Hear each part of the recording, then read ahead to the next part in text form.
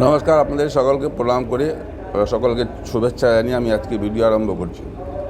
আমি বলছি, ভারতবর্ষে যে ঘটনাটা ঘটেছে সেখানে সিকিউরিটি ল্যাপস তো ছিলই, কারণ চারিদিক দিয়ে কোনো যে প্রত্যক্ষদর্শীদের যে বিবরণ সেখানে বলছে যে কোনো দিক দিয়ে কোনো আর্মি, কাশ্মীর পুলিশ কেউ ছিল না। এর মধ্যেই কোনো অন্তর্ঘাত আছে, হতেও পারে।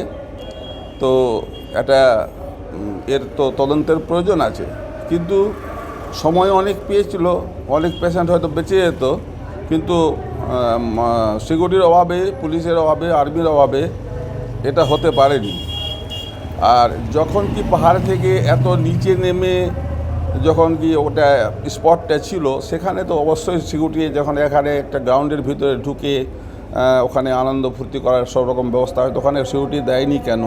এটা একটা বিরাট ব্যাপার আছে। এটা আমাদের স্বরাষ্ট্রমন্ত্রীকে এবং প্রধানমন্ত্রীকে এর জবাব তো দিতেই হবে পাবলিককে। প্রধানমন্ত্রী এখন বা আমাদের দেশের কেন্দ্রীয় সরকার যে ব্যবস্থাগুলো করেছে পাকিস্তানকে, সেসব তো নর্মাল ব্যাপার। সে জল বন্ধ করেছে, ঠিক আছে, জলের জন্য মানুষ মরবে, ঠিক আছে, কিন্তু এটা তো হলো ব্যাপার আলাদা।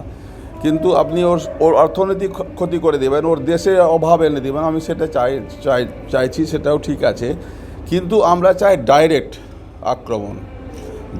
আক্রমণ যেন আমাদের এখানে রক্তাক্ত করেছে, আমাদের সেনারাও যেন ওখানকার আতঙ্কবাদীদেরকে রক্তাক্ত করে।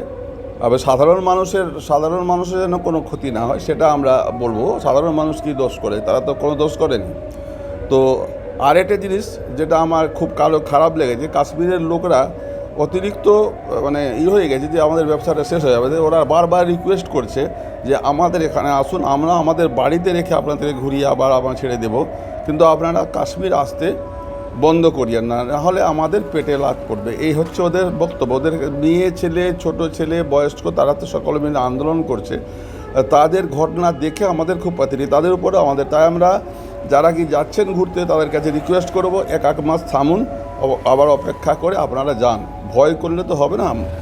বাস তো অ্যাক্সিডেন্ট অনেক হয়, কিন্তু আবার মানুষ বাসে ওঠে না, তো বাসে উঠতেই হবে, আবার চলতেই হবে। তাই কাশ্মীরকে আপনারা ত্যাগ করবেন না। যারা ঘোরার জন্য আগ্রহী আছেন, তাদের কাছে আমার বিশেষভাবে অনুরোধ, তারা যেন আবার কাশ্মীর যান। কাশ্মীরের অর্থনীতিটাকে একদম নষ্ট করে দেবেন না। আপনাদের ঘোরারও শখ পূরণ হবে, আর কাশ্মীরের যে অর্থনীতি আছে সেটা চাঙ্গা থাকবে। কারণ কাশ্মীরের লোকদের মুখ দেখে খুব মায়া লেগেছে। তাই আপনাদের কাছে রিকোয়েস্ট রাখলাম, আপনারা বিবেচনা করে দেখবেন। নমস্কার।